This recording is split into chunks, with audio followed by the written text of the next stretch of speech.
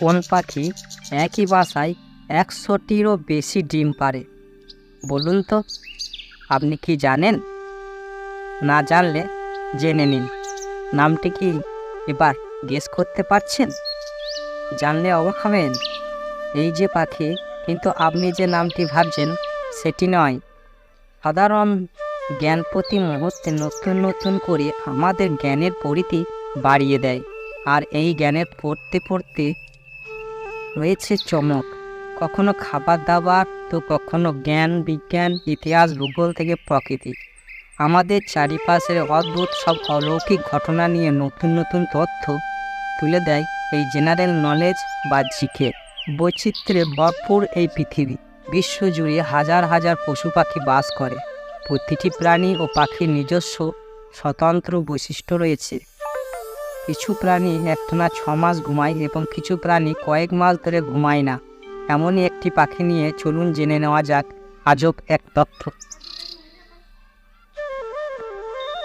এমন একটি পাখি আছে, এই পাখি তার নিরে বা বাসায় 100টি পর্যন্ত ডিম পাড়ে। বলুন তো দেখি, এটি কোন পাখি? মনে রাখবেন, পাখিদের মধ্যে এটি সবচেয়ে উড়ন্ত পাখি। নামটি কি এবার গেস করতে পারছেন? জানলে অবাক হবেন।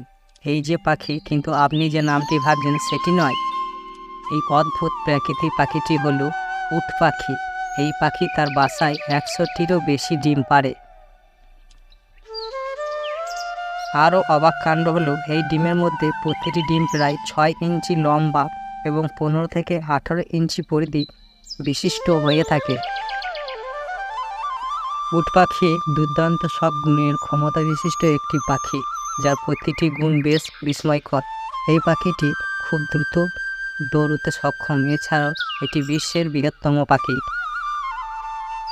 যদিও এই প্রাণীটিকে পাখি হিসেবে ধরা হয়, তবে উট পাখি কিন্তু আদৌ উড়তে পারে না, কিন্তু এর লম্বা পা আছে, তাই দ্রুত দৌড়াতে পারে।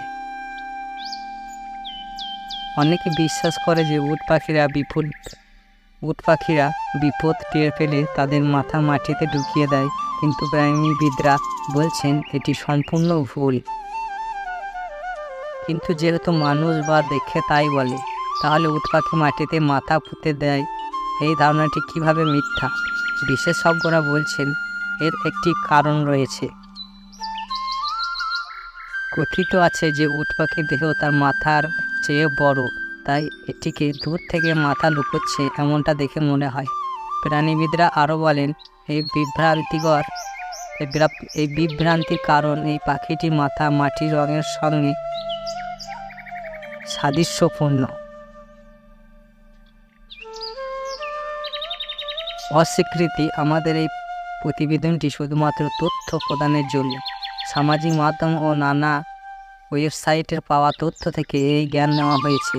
তবে এই সংক্রান্ত আরও তথ্যের জন্য এবং চূড়ান্ত সিদ্ধান্ত গ্রহণের আগে অবশ্যই একজন বিশেষজ্ঞ বা আপনার ব্যক্তিগত চিকিৎসকের সঙ্গে পরামর্শ নিন। ধন্যবাদ।